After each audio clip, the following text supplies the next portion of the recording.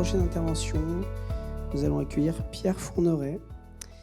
Pierre Fourneret, donc, qui est professeur à Lyon, à l'hôpital Femmes Mères Enfants, chef de service du service de pédopsychiatrie, qui reçoit beaucoup de patients et qui s'est notamment intéressé à ce qu'on peut appeler les troubles associés, et notamment au TDAH. Et donc aujourd'hui, on a demandé à Pierre Fourneret d'intervenir. Et donc je le remercie de sa présence et je lui laisse la parole. Merci à toi. Écoutez, bonjour à tous. Merci bien entendu à l'association AFG, aux organisateurs de cette journée et plus particulièrement à Shemzine de son invitation.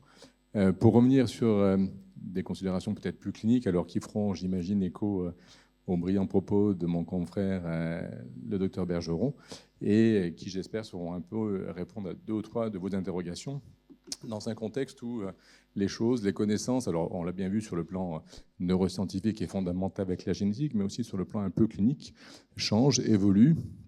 Et peut-être que je m'autoriserai une petite focale sur des choses qu'on appelle, en tout cas nous, de nos voeux, c'est la question des interactions précoces et comment aussi on pourra peut-être apprendre sur ces fameuses trajectoires développementales des bébés à risque. Alors Thomas parlait de la prématurité, il n'y a pas que celle-ci, il y a d'autres jeunes qui peuvent naître et pour intervenir, effectivement, j'ai envie de dire quotidiennement en service de néonatologie, je pense que les généticiens devraient venir aussi plus régulièrement en nos staff pour échanger autour de ça.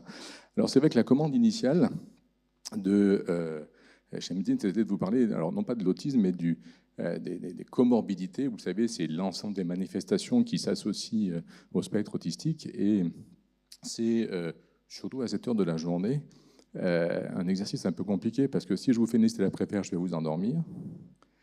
Et en même temps, je ne suis pas sûr qu'on aura beaucoup avancé. Et je pense que, alors, il faut que, c'est bon, c'est ça, j'ai repéré. C'est surtout pour vous montrer où est-ce qu'on en est un peu, encore une fois, l'évolution de nos représentations. Alors, vous le savez tous, l'autisme est pris dans une constellation de troubles qu'on a appelés maintenant les troubles du neurodéveloppement, auxquels on peut difficilement échapper, dans lequel on va retrouver des troubles de la communication, le fameux TDAH, des troubles moteurs, des troubles spécifiques d'apprentissage, des troubles intellectuels. Et comme vous le voyez dans cette slide, on avait une représentation à l'avant, ce qu'on appelait assez catégorielle. C'est-à-dire que vous aviez des paquets de symptômes qui étaient associés effectivement dans le cadre d'approche diagnostique, mais chacune de ces pathologies était séparée, distinctes les unes des autres. Et grosso modo, il fallait choisir votre camp. Soit vous étiez autiste, soit vous étiez dada, vous ne pouviez pas être les deux. Un peu compliqué quand même. Soit vous étiez effectivement donc, avec une déficience intellectuelle, mais vous ne pouviez pas être autiste. Et c'est vrai que quotidiennement, cette vision était peut-être un peu limitative et un peu caricaturale, et en tout cas, elle nous embêtait quand même beaucoup en pratique, parce que les familles étaient aussi un peu pris dans des combats un peu de chapelle. Je vous rappelle qu'en psychiatrie, qui est mon domaine de spécialité, alors en tout cas pour l'instant, on n'avait pas, encore une fois, de biomarqueurs pour dire c'est ça ou c'est pas ça, et c'était encore une fois la clinique qui le faisait. Et puis, heureusement, je pense que l'unité de génétique va y retrouver l'Institut Pasteur, on s'est rendu compte qu'en observant effectivement donc, sur de grandes cohortes, donc de grandes quantités de patients et qu'on suit sur plusieurs années, c'est que la pathologie mentale, et en particulier les troubles du développement, ils ne sont pas figés, ils ne sont pas donnés une fois pour toutes, et que les choses, elles évoluent dans le temps. C'est-à-dire qu'il y a une évolution, une histoire naturelle des pathologies qui donne justement une disparité de phénotypes, une disparité de présentation clinique. C'est pour ça qu'on parle de spectre, d'ailleurs, aujourd'hui. Et comme vous le voyez sur cette slide, qui décrit effectivement donc différentes dimensions intégrées dans le cadre de l'autisme, que ce soit bien entendu la sensorialité, que ce soit effectivement les problèmes de langage, d'interaction sociale, mais d'autres aussi, l'hyperactivité, les problèmes d'attention, et bien que plusieurs individus peuvent avoir des présentations distinctes, l'une de l'autre, tout en ayant le même diagnostic. Et je rajouterai à cette image qu'au sein même d'un individu, vous pouvez probablement avoir des présentations phénotypiques distinctes à différents âges de sa vie. Et c'est là où ça devient intéressant, parce que on revient et on reconsidère, pour nous, alors qui sommes des développementalistes, en tant que pédopsychiatre ou neuropédiatre, une vision beaucoup plus dynamique, beaucoup plus interactive des profils cliniques des patients qu'on était amené à prendre en charge. D'où cet changement. Alors on va y revenir un petit peu, c'est plutôt à l'horizon 2013, avec les nouvelles classifications nosographiques. Et vous voyez que les pathologies sont plus distinctes les unes des autres, mais elles ont des zones de recouvrement, elles se superposent, et ça, c'est intéressant parce qu'on va passer d'une approche qu'on appelle catégorielle à une approche qu'on appelle plus dimensionnelle. On va y revenir. et approche dimensionnelle que nous, en tout cas cliniciens de l'enfant, on essaye de mettre dans une perspective, encore une fois, développementale. Avec l'idée, l'image, elle vaut ce qu'elle vaut, hein, peut-être que Thomas pourra la critiquer, c'est que grosso modo, vous avez dans cette approche dimensionnelle des bras, des brins, des ficelles, qui sont peut-être au départ un peu distinctes les unes des autres, mais au fur et à mesure d'une évolution, elles vont peut-être se combiner, se tordre les unes avec les autres pour aller sur une trajectoire par rapport à une autre. Ou une autre image qu'on pourrait utiliser, c'est plutôt moi celle du Rubik's Cube, c'est-à-dire que vous avez un objet effectivement unique qui a différentes facettes, mais qu'à certains moments de la manipulation, vous pouvez bouger les facettes. Et là, aujourd'hui, l'enjeu, c'est de savoir qui est-ce qui relève dans ces modifications de configuration, de présentation phénotype de la génétique ou de la vulnérabilité génétique, c'est-à-dire au sens d'un processus, excusez-moi, morbide, qui est génétiquement déterminé et qui évolue au cours du temps, de ce qui peut être aussi des effets d'influence de l'environnement. Alors on peut dire, bien entendu, des événements négatifs, le traumatisme, mais il n'y a pas que ça. Et c'est cette vision, encore une fois, très dynamique aujourd'hui qui est intéressante. Alors, une autre façon de l'illustrer, justement, dans cette perspective développementale, et encore une fois, c'est ces études longitudinales qui l'ont montré, c'est que les pathologies, d'abord, elles ne sont pas uniques. Comme on le dit souvent, un trouble du neurodéveloppement, ça n'avance rarement seul. C'est-à-dire que dans 50% des cas, vous aurez 2, voire 3 troubles associés. D'accord ? Mais est-ce que ces troubles, est-ce qu'ils sont en même temps ou est-ce qu'ils vont survenir de manière successive ? Et vous pouvez avoir un enfant qui peut démarrer au départ par des troubles de la communication, qui va passer un certain temps sur un tableau très hyperactif, très instable, d'accord, qu'on pourra peut-être identifier comme un TADA, d'accord, un ADHD, pour arriver plus tard à un diagnostic d'autisme, tout en ayant après d'autres éléments de type, effectivement, trouble des conduites motrices ou de type, effectivement, dyspraxique. Ça, c'est une trajectoire. Et puis, pour en avoir une autre, vous pouvez partir du déficit intellectuel, avec des troubles d'apprentissage, bien entendu, mais qui vont évoluer vers un trouble de l'autisme, et pour autant, qui pourront aussi intégrer plus tard des troubles, effectivement, d'attention au sens pathologique du terme.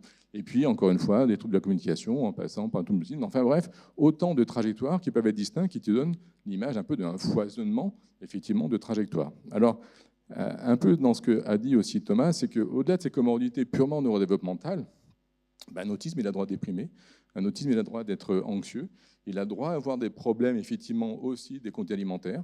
On a beaucoup actuellement, nous, dans nos adolescentes, d'adolescentes qui arrivent de type anorectique, pour lesquels on découvre secondairement que ce sont des autistes, d'accord, qui n'ont pas été repérés et qui ont masqué, comme ça a été dit, pendant pas mal de temps, leurs difficultés. On peut avoir aussi des troubles de stress post-traumatique, on a le droit d'être aussi exposé à l'adversité, X ou Y. On peut avoir des troubles du spectre bipolaire, donc des pathologies purement effectivement psychiatriques. On aurait pu rajouter effectivement d'autres difficultés. Et puis les troubles du sommeil qui ont été évoqués. Donc vous voyez que cette image, encore une fois, est beaucoup plus complexe qu'on ne l'imaginait jusqu'à présent. Et elle donne aussi un peu du fil à retordre dans nos modèles de compréhension, encore une fois, de représentation éthiopathogénique de ces troubles. Alors, comme vous le savez, la triade symptomatique, nos classifications nosographiques bougent. On est aujourd'hui dans la 5e version du fameux DSM. Il y en aura peut-être d'autres ou peut-être pas, on ne sait plus. Mais vous voyez qu'avant, on avait tendance à décrire effectivement 3 dimensions. On sait qu'il n'y en a plus que 2. Mais cette vision, un petit peu, a été très critiquée par les travaux d'un philosophe anglo-saxon, américain, Jerome Wakefield, que peut-être que vous connaissez, qui a été un des détracteurs les plus forts des classifications, et qui a développé un concept beaucoup plus intéressant au point de vue de la phénoménologie ou de l'épistémologie des connaissances médicales, qui est la notion de dysfonction durable préjudiciable. Ça veut dire quoi ? Dysfonction, ça veut dire qu'à un moment donné, dans la mécanique psychique, génétique, il y a un petit grain de sable qui se met dans le rouage et qui va effectivement faire bugger la machine, qu'il ne suffit pas que ce soit un pointé, c'est-à-dire que c'est quelque chose qui va prendre et qui va s'installer dans le temps, d'accord, et qui va entraîner aussi des choses préjudiciables qui vont être en interaction avec les effets environnementaux, et donc, encore une fois, avec des aspects, encore une fois, qui sont beaucoup plus interactifs. Alors là, ce que je voudrais surtout illustrer, c'est que aujourd'hui, ce qui devient intéressant, et c'est à travers 2 exemples, c'est comment la présentation d'un jeune qui a un trouble de l'autisme ou qui est concerné par l'autisme son expression clinique va être exprimée, ou en tout cas conditionnée par à la fois son niveau de langage ou son niveau attentionnel. J'aurais pu mettre aussi la question de la régulation émotionnelle, j'aurais pu mettre le développement intellectuel, mais c'est au moins ces 2 notions linguistiques d'un côté et attentionnelles que je voulais aborder avec vous. Alors, Cette question du langage, chez nous, elle nous intéresse beaucoup en pédopsychiatrie. Et c'est vrai, alors ça c'est un travail que j'ai extrait de Laurent Mautron, que je n'ai pas présenté, ça a été un peu évoqué. On s'aperçoit qu'il y a encore une fois, parce qu'il y a Laurent Mautron qui l'a évoqué, mais il y a d'autres travaux derrière, que vous pouvez avoir 3 grandes catégories de trajectoire développementale chez les personnes concernées par l'autisme. Vous voyez que 50 à 60% des personnes concernées vont avoir un développement considéré comme normal, voire même parfois un peu précieux. D'accord ? Vous voyez qu'en bas, sur la flèche rouge, 10% vont rester malheureusement effectivement non-verbaux. Ça ne veut pas forcément dire que parce qu'on est non-verbal, on ne comprend pas des choses sur le plan effectivement donc, du langage. On ne peut pas forcément les exprimer, mais on peut parfois effectivement avoir des niveaux de compréhension qui peuvent être surprenants. Et puis vous allez avoir des personnes qui vont avoir un niveau effectivement donc altéré, peu fonctionnel, mais surtout effectivement avec cette courbe, ce qu'on a appelé une courbe en baïonnette, c'est-à-dire que vous avez un développement du langage qui est considéré comme normal généralement jusqu'à 18-24 mois, et puis à un moment donné, on ne sait pas encore trop pourquoi, ça casse, il y a quelque chose effectivement qui s'arrête, on a le sentiment, alors avant on parlait de régression, ce n'est pas une perte à proprement parler, parce que les régressions, ça remonte plutôt sur des pathologies épileptiques. Mais en tout cas, il y a une stagnation du développement linguistique. On parle plutôt aujourd'hui de masquage qui va durer un certain temps. Alors, encore une fois, il n'y a pas de consensus. Il ne faut pas considérer les âges comme des âges donnés de manière stricte, mais que grosso modo, cette phase plateau va évoluer jusqu'à entre 4 et 5 ans. Et entre 4 et 5 ans, il peut y avoir, encore une fois, comme vous le voyez, des jeunes qui vont récupérer une trajectoire et qui va effectivement donc bouger. Ça, ce n'est pas anodin, parce que cette question du langage, elle est quand même très importante, parce que derrière le langage, il y a bien entendu la communication, mais le langage implique d'autres choses dans le cadre de la compréhension des interactions sociales, dans le cadre du décodage émotionnel et de la capacité aussi à ajuster son comportement en fonction des implicites ou des explicites que l'on peut décoder du comportement d'autrui. Vous voyez ? C'est pour ça qu'on est des êtres effectivement verbaux, et c'est pour ça qu'on caricature un petit peu quand on dit ça, toujours les psychiatres, c'est que la psychiatrie, ou en tout cas les pathologies mentales, c'est aussi un peu une rançon du langage. D'accord ? C'est-à-dire que la compréhension du langage, la capacité à utiliser le langage de manière formelle, sujet, verbe, complément, mais aussi métaphorique, l'ironie, la métaphore, ce qui est parfois très difficile pour les jeunes concernés par l'autisme, ça c'est quelque chose qui nous aide surtout à désambiguiser en permanence les situations particulièrement complexes que l'on traite quotidiennement. Vous le faites de manière implicite, plus ou moins. L'enfant autiste, c'est beaucoup plus difficile pour lui, ou en tout cas, il va avoir une lecture beaucoup moins subtile, parfois un peu ce qu'on appelle littérale, c'est blanc ou c'est noir, mais la zone de gris, qui fait toute la subtilité parfois du charme, du discours amoureux ou de l'ironie mordante au collège, ça c'est plus compliqué. Donc cette question de l'enjeu du langage, elle est quand même importante. Alors on en parlait avec le professeur Geoffrey, parce qu'il y a eu toute une polémique, est-ce qu'il faut rééduquer ou pas de manière précoce effectivement les enfants, sur les mettre en rééducation phonique. Moi je suis convaincu qu'il vaut mieux effectivement les mettre parfois et les confier à des speech thérapistes, comme on dit, plutôt que de ne rien faire, même si peut-être que les effets ne sont peut-être pas aussi probants que ça dans les études statistiques, mais au niveau individuel, on a quand même le sentiment que c'est quand même plus intéressant que de ne rien faire. Ça c'était pour le langage, on pourrait y revenir. L'autre dimension, parce que c'est un peu sur lequel vous m'attendiez, c'est la question de l'attention. Alors l'attention, il faut en parler un peu plus, parce que l'attention, ce n'est pas une fonction complètement anodine, c'est une dimension du fonctionnement psychique qui est fondamentale au sens qu'elle est une fonction socle, c'est-à-dire qu'elle a la capacité à porter, ou en tout cas à appuyer le développement de l'ensemble des autres fonctions cognitives qui vont se mettre en place. D'accord ? Et la question de l'attention est quelque chose qui est très précocement maintenant repérable, vous le savez, chez le bébé, et qui va armer, qui va conditionner aussi pas mal d'étapes de son développement ultérieur. Je ne vais pas trop vous embêter avec les modèles, parce qu'il y en a plusieurs au niveau du contrôle attentionnel, de la place, de l'importance de l'attention dans nos phénomènes psychiques. Ça, c'est le modèle de Diamond. Mais vous voyez que ça nous sert, l'attention, ça nous sert bien entendu à traiter de l'information, à être attentif à ce que l'on fait, et à, grosso modo, pour vous, essayer de vous concentrer sur ce que je dis, sans trop penser à ce que vous allez faire ce week-end ou qu'est-ce que vous allez faire demain soir. D'accord ? Ça, c'est la capacité aussi à inhiber les distracteurs, c'est la capacité à initier des plans d'action pour aller vers les actions volontaires que vous voulez faire. Et puis, c'est une fonction qui est aussi très importante pour nous, c'est la capacité en permanence à switcher, à jouer en permanence sur différents registres de l'attention, de nos compétences aussi mémorielles, pour nous adapter en permanence aux conditions changeantes ou aux incertitudes de notre environnement. Ce que la personne concernée par l'autisme est parfois un peu plus en difficulté. L'intolérance au changement, la capacité à être dans les routines, c'est parce que cette flexibilité parfois leur manque. Alors, on a beaucoup appris sur la question du bébé. Et aujourd'hui, pourquoi cette intention? Parce que on sait maintenant que le bébé est né au monde en sachant pertinemment que moi, c'est moi, toi, c'est toi. Et que d'entrée de jeu, la communication, si vous voulez, les échanges sont orientés. On a très longtemps cru que le bébé n'avait pas d'appareil psychique, il était un peu fusionné avec celui de sa mère. Mais maintenant, avec les travaux princeps de Mesdov, qui est un chercheur développementaliste américain, à travers les compétences d'imitation précoce, et on a maintenant des études en anténatale, notamment sur les grossesses gémellaires. On a de très belles études en échographie, on en parlait, enfin, vous évoquiez l'échographie haute définition, maintenant qu'on peut faire in utero, ou des études d'analyse de mouvement par donc système dynamique d'enregistrement, permettent aujourd'hui de montrer qu'un fœtus in utero, au 3e trimestre de la grossesse, donc prêt à sortir, excusez-moi, il est capable de se toucher, il est capable de toucher la paroi utérine de maman, mais dans le cas d'une grossesse gémellaire, il est capable de toucher son petit copain. D'accord? Et l'analyse de ces mouvements nous montre que son cerveau, alors ne parlez pas d'activité consciente au sens, mais son cerveau est parfaitement capable de distinguer, moi c'est moi, ça c'est la paroi utérine et mon petit copain. Et que plus la grossesse se passe, moins je me touche et plus je touche mon petit copain.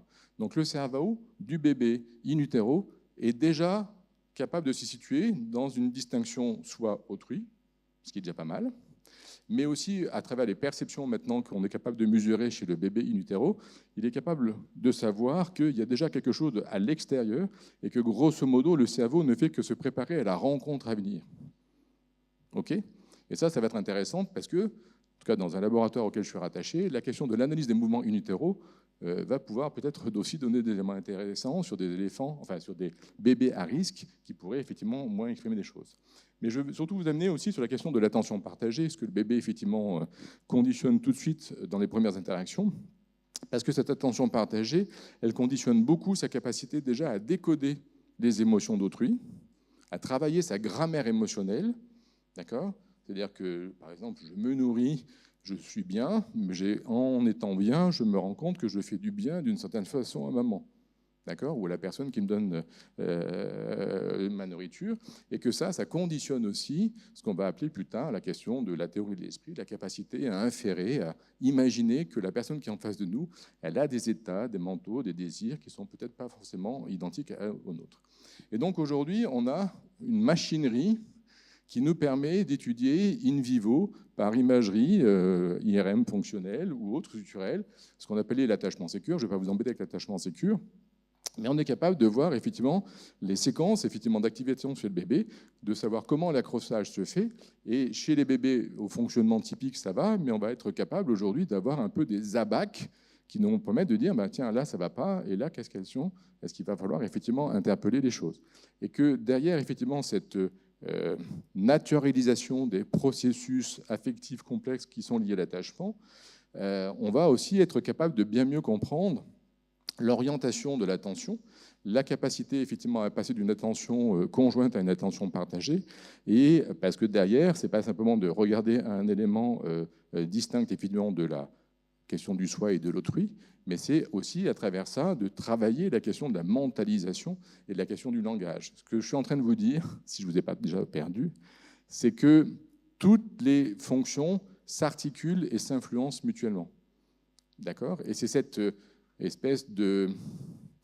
Tout à l'heure, je parlais effectivement de gamme, c'est de portée musicale qui va faire que la petite musique, excusez-moi, va se mettre en place petit à petit dans une séquence particulièrement complexe qui fait des allers-retours permanents entre ce cerveau du bébé, l'environnement et celui de ses familles détachement. Et ça avait été un peu évoqué par la question de la synchronie que tu as convoquée, Thomas, c'est qu'aujourd'hui, on a des modèles aujourd'hui qui sont aussi issus de l'éthologie animale, qui vous montrent que cette question de l'ajustement, du dialogue synchronique, c'est garder en tête que c'est comme s'il y avait une espèce de danse psychique permanente de votre cerveau entre le cerveau du bébé et le cerveau de la maman, en tout cas de la figure d'attachement, et que cette notion de synchronie, qui est très bien étudiée aujourd'hui, elle nous permet aussi de décoder potentiellement des bébés à risque, et que derrière ça, ça va armer la qualité du développement affectif, la qualité du développement attentionnel, la qualité du développement linguistique et du développement, bien entendu, donc intellectuel ultérieur.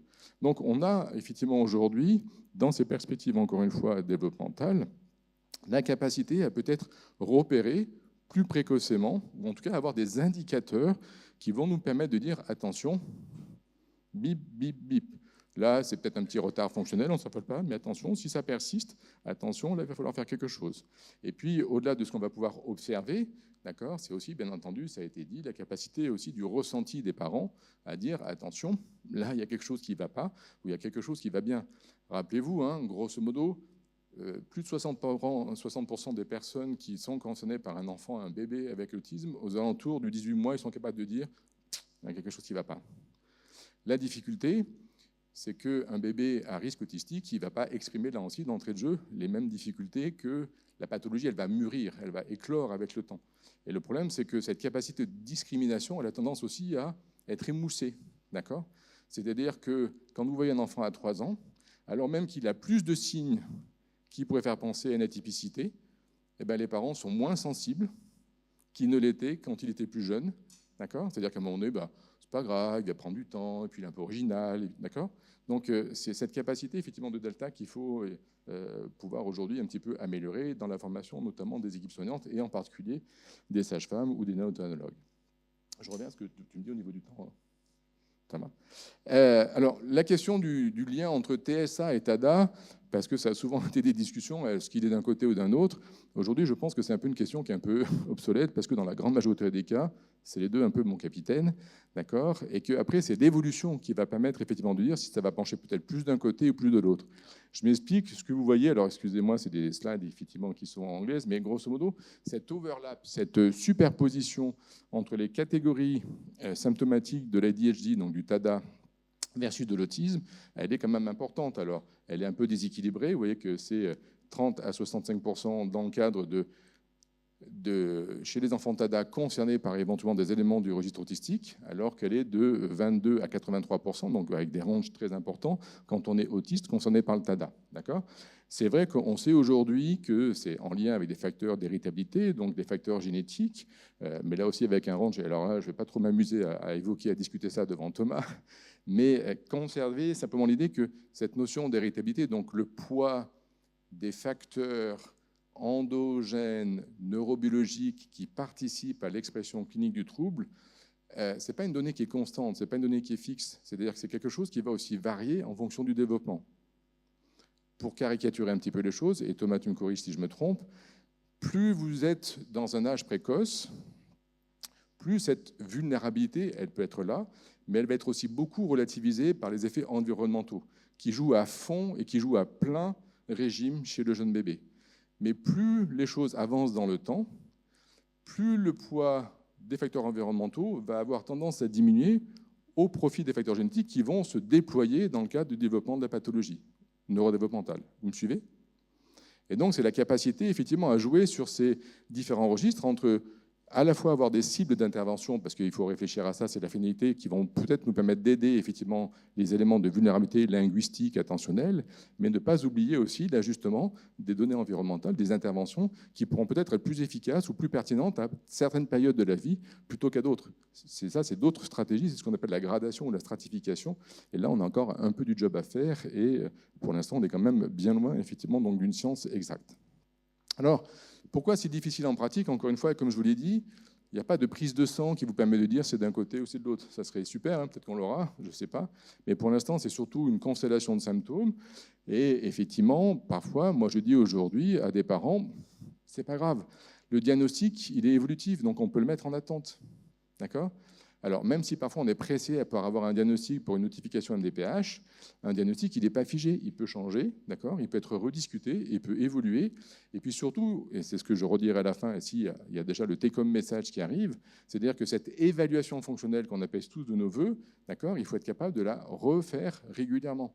D'accord ? Ce n'est pas parce que c'est tombé une fois que ça ne peut pas changer et que c'est fini, madame, et que non, vous n'êtes pas concerné ou madame, monsieur, par ça.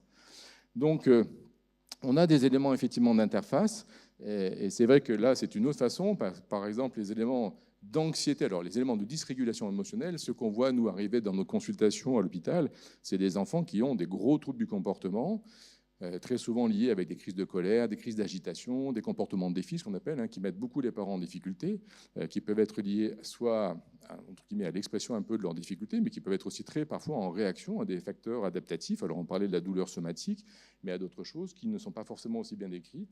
Mais c'est vrai que la composante anxieuse ou la composante de créativité, c'est d'autres choses aujourd'hui sur lesquelles on est en train de travailler. Pourquoi ? Parce que n'oubliez pas que vous avez l'attention externe, celle que votre cerveau projette sous la forme un peu d'un focus, comme d'un faisceau, effectivement, sur le monde externe, mais votre attention, elle est aussi retournée sur votre activité psychique, sur votre capacité à penser vos émotions, vos états d'âme et autres. D'accord ? C'est ce qu'on appelle la pensée réflexive. Ne pensons pas que les enfants autistes ou les enfants concernés par des pathologies mentales en sont dépourvus. D'accord ? Et donc, cette capacité de rêverie, d'introspection, de pensée créative, on est capable aujourd'hui d'identifier des faisceaux, je ne vais pas vous en mettre, enfin des réseaux neuronaux, des circuits effectivement qui sont plus ou moins impliqués dans telle ou telle activité attentionnelle ou autre. Et pourquoi c'est intéressant ? Parce que là, on rebascule sur ce qu'on appelle un peu de la phénoménologie. Alors, il y a maintenant une neurologie phénoménologique, c'est-à-dire que ce n'est pas que de l'apnée, ce n'est pas que des philosophes. On a des philosophes maintenant qui sont des philosophes expérientiels, qui viennent dans les instituts de sciences cognitives, par exemple celui auquel j'interviens, et qui participent à l'élaboration de nos protocoles. Et peut-être que vous avez entendu parler du vagabondage mental, du mind wandering, ça vous parle ? On va y revenir. Donc là, ce que vous avez, c'est des travaux assez récents, donc les travaux notamment de Smallwood. C'est que votre attention, c'est un faisceau, c'est une espèce de respiration, c'est une pulsation. Vous basculez entre attention externe, attention interne. Vous faites des va-et-vient, d'accord ? Et on a tous tendance un petit peu à avoir des moments, on y reviendra, de flottement. Mais en tout cas, ce qui est intéressant, c'est que cette capacité à rêver, à parfois dire d'accord ? Ce n'est pas quelque chose qui est négatif, ça ne veut pas forcément être la traduction d'un déficit authentique, mais c'est justement ce qui nous donne accès à cette question de la rêverie, à cette question de la pensée créative, au fameux Eureka, peut-être de Archimède. D'accord ? Mais on s'est rendu compte aussi que si les périodes sont trop fréquentes, eh ben, paradoxalement, ça va vite armer des logiques émotionnelles qui peuvent déstabiliser l'adulte comme l'enfant, et qu'on va qualifier de rumination. D'accord ? Qu'est-ce qui va pas ? Qu'est-ce que je suis ? Qu'est-ce que je ne fais pas ? Alors, c'est souvent des ruminations orientées sur le futur plus que sur le passé, mais que ça peut aussi faire le lit de pensées authentiquement obsédantes, de TOC. Et ça, c'est des choses qu'on voit aussi beaucoup en association comorbide pour les personnes concernées par l'autisme. Donc, je vous rassure, cette question du vagabondage mental, on l'a tous, on estime grosso modo, alors ça... c'est pas moi qui le dis, c'est des chercheurs, que grosso modo, vous passez 30% de votre activité mentale à rêvasser, d'accord ? Et que ces petits décrochages attentionnels, ils sont physiologiques.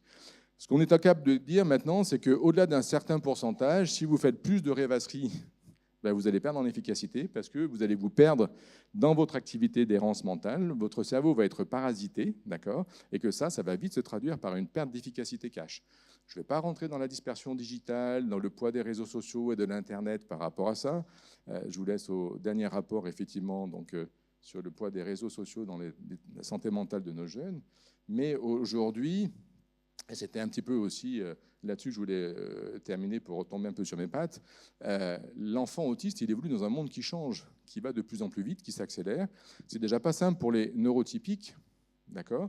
C'est peut-être aussi un peu plus compliqué pour la question des personnes concernées par l'autisme. Parce que cette question de l'accélération, alors peut-être que ce concept d'accélération sociale, vous le connaissez, c'est un concept qui a été développé. Et si vous avez un petit bouquin à lire, je vous conseille de lire le bouquin de Hartmut Rosa sur accélération, qui a fait beaucoup parler de lui, mais il y en a d'autres, le bouquin de Bruno Patino. Cette question du poids environnemental du stress, elle s'invite beaucoup dans la question des rythmes que l'on peut imposer à nos jeunes. Alors, les enfants en situation d'intégration scolaire, mais on pourrait parler aussi des enfants qui sont intégrés dans des lieux de vie, parce qu'il faut toujours en faire plus, il faut toujours faire des choses, d'accord ? Et que parfois, faire des pauses, c'est le fait de dire on ne s'en occupe pas ou on ne fait rien, ce qui n'est pas exactement la même chose. Et ça donne parfois lieu à des discussions. Et aujourd'hui, ce que l'on sait, c'est que, comme je vous dis, cette attention, cette rançon effectivement d'accélération, elle peut se traduire par ce qu'on appelle une majoration de ce que les anglo-saxons appellent les pensées floues, les pensées vides, le mind blanking. Et on sait qu'aujourd'hui, les personnes concernées par un authentique déficit d'attention ou concernées par un authentique trouble du spectre autistique sont plus exposées déjà par peut-être une prédisposition à ce type de situation. Donc sur ce type de situation, vous mettez en plus des facteurs de stress environnementaux, ça devient vite quelque chose qui va charger la machine, qui va saturer le dispositif, entre guillemets, donc cognitif de la personne concernée, avec, vous le savez, on en entend de plus en plus parler maintenant, la question des crises autistiques, d'accord, ce qu'on appelle le shutdown ou le meltdown. Donc une façon rapide de l'illustrer, le meltdown, c'est ça. Bon, là, je l'ai utilisé pour peut-être réveiller un peu votre attention. D'accord ? Donc, le meltdown, c'est je mets mon cerveau en veille, c'est-à-dire qu'à un moment donné, mon cerveau il a besoin de se protéger, c'est-à-dire que quand je suis bombardé d'informations, je me mets en veille, je ne fais plus rien. D'accord ? Et ça peut parfois être déstabilisant, par exemple, pour les profs en classe ou les étudiants qui, subitement, ne font plus rien alors qu'ils étaient bons jusqu'à présent. Et puis, au-delà d'un certain temps, si le stress continue, eh bien, vous avez le shutdown, et ça, vous le savez, hein, c'est-à-dire que c'est non seulement je bloque, mais à ce moment-là, je vais exprimer ma frustration, et ça peut se traduire effectivement par une crise d'agitation qui peut être aussi subite que violente, et aussi déstabilisante pour l'entourage que les incompréhensible, parce qu'on ne sait pas, ou on ne s'est pas rendu compte qu'il y avait quelque chose qui allait. D'accord ? Donc là, c'est des choses effectivement qui est intéressant parce que, alors c'est pas tant avec les jeunes enfants que moi, avec les adolescents concernés par l'autisme, qui sont capables, après, rétrospectivement, de nous aider à analyser ou à comprendre la séquence. Et ça, on passe beaucoup de temps à essayer de discuter avec eux pour après, dans les interactions qu'on peut avoir avec les enseignants ou leurs parents, essayer de repérer un peu les signaux faibles, ce qu'on appelle, pour aider effectivement à mettre en place des stratégies de désescalade ou en tout cas essayer d'avoir une meilleure compréhension du fonctionnement à un instant T de votre jeune pour éviter effectivement d'être dans des problèmes d'incompréhension. Et j'arrivais plutôt effectivement sur la fin de mon propos, c'est un peu la réévocation de la vieille ancienne latine, Festina Lente. Alors Festina, c'est pas l'équipe de... c'est pas la montre, hein, mais hâte-toi lentement, parce qu'on sait aujourd'hui que le cerveau a besoin de temps, d'accord, pour traiter une information, et que plus vous le bombardez, et a fortiori si c'est un enfant qui a un cerveau qui a déjà des circuits de transmission, de connexion qui sont un peu parasités, comme l'enfant TADA, comme l'enfant autisme, la question de la vraie respiration, du vrai rythme scolaire est une vraie question sur laquelle aujourd'hui on manque clairement de données, et sur laquelle, à mon sens, on pourrait largement effectivement progresser. Bon, pour simplement conclure et revenir sur des considérations vraiment plus pratico-pratiques, donc la comorbidité, gardez en tête qu'elle n'est pas anecdotique, elle est permanente, d'accord ? Elle n'est pas donnée à un instant T, elle peut évoluer au cours du temps, que très souvent, la comorbidité ou une comorbidité qui n'est pas repérée ou pas suffisamment diagnostiquée, elle va se traduire par de l'impulsivité ou de la dysrégulation émotionnelle, d'accord ? C'est le symptôme qui va nous dire qu'il y a quelque chose qui bug et quelque chose qui ne va pas, que ça peut bien entendu donc être un poids de surcharge pour les activités donc cognitives du jeune en termes de mentalisation, donc de réflexion, mais aussi d'expression verbale, et puis en plus de respect des règles. Alors la question du respect des règles, elle est souvent convoquée. Hein. Fameux, vous savez, les TOP, c'est pas top. Hein. Les troubles oppositionnels avec provocation, c'est pas parce que c'est de la mauvaise volonté, c'est que parfois, c'est pas parce qu'ils veulent pas respecter, c'est parce que parfois, il y a un petit truc dans la séquence qui ne marche pas. Et vous décodez la séquence, vous décodez le petit facteur, ça baisse, d'accord ? Mais le problème, c'est que chaque enfant est différent et que parfois, on passe beaucoup de temps pour aller chercher un petit peu. Parfois, on le trouve, parfois, on ne le trouve pas. Ça peut être une orientation scolaire, ça peut être effectivement, il y a un truc qui me contrarie parce qu'il y a les aspects d'hypersensorialité qui peuvent gêner les jeunes, mais ça peut être d'autres choses. Dans tous les cas, ça va majorer les difficultés. Et puis, simplement parce que c'est toujours pareil, et on dit toujours la même chose en médecine, plus vous repérez tôt, plus vous pourrez espérer prendre en charge, et plus vous pourrez espérer effectivement donc, aider les familles. Mais pour pouvoir repérer, il faut évaluer, et c'est vrai qu'en France, on n'a pas forcément une vraie culture de l'évaluation, d'accord ? Et on passe beaucoup de temps, Marie-Maud et moi, à aussi faire en sorte que nos collègues pédopsychiatres ne fassent pas des évaluations au doigt mouillé, excusez-moi, mais qu'ils aient la capacité à utiliser des outils, des choses qui permettent d'évaluer, d'accord, le profil, encore une fois, phénotypique de nos jeunes, pour pouvoir, encore une fois, donc, essayer d'adapter et d'évaluer au mieux les choses. Donc, la comorbidité, il faut savoir y penser, d'accord ? On ne trouve que ce que l'on cherche, et on ne peut chercher ce à quoi on pense. Si vous n'y pensez pas, vous passez à côté. Les cliniciens ne sont pas mieux armés, parfois, que les familles, et je pense que madame, vous l'avez bien dit. Savoir les rechercher, ce n'est pas la culture de l'évaluation à tout prix, et de faire de la psychométrie aiguë, si vous voulez, mais c'est quand même des outils qui peuvent nous servir, qu'il faut réévaluer. Il y a la question de la fameuse échelle de Vinland que vous connaissez, hein, la deuxième version, il va y avoir bientôt la troisième. Et puis encore une fois, cette évaluation de la comorbidité elle est importante, encore une fois, pour personnaliser au mieux la qualité de prise en charge de nos jeunes, avec des interventions précoces, bien entendu, avec le méthode PACT, mais je pense que Marie-Maud, tu vas en parler, les rééducations orthopsychomotes, les approches de remédiation, les approches de TC. Il y a maintenant plein de choses que l'on peut faire avec des degrés d'efficacité. Et puis, encore une fois, ce n'est pas pour être pro-médicamenteux, mais si on doit revenir sur la question du TADA, je vous assure qu'il y a des enfants autistes qui réagissent bien mieux au méthylphénidate qu'au risperdal et qui, je passe mon temps à arrêter des neuroleptiques pour effectivement mettre des psychostimulants à faible dose, et qu'il y a plein de jeunes et de moins jeunes qui s'en sortent très bien. Une jeune fille qui me disait, c'est comme si vous m'aviez levé les lunettes noires, et comme si c'était maintenant, effectivement, mon cerveau qui percevait bien mieux les choses. Voilà, je vous remercie de votre attention. Merci beaucoup Pierre Fournoret pour cette intervention.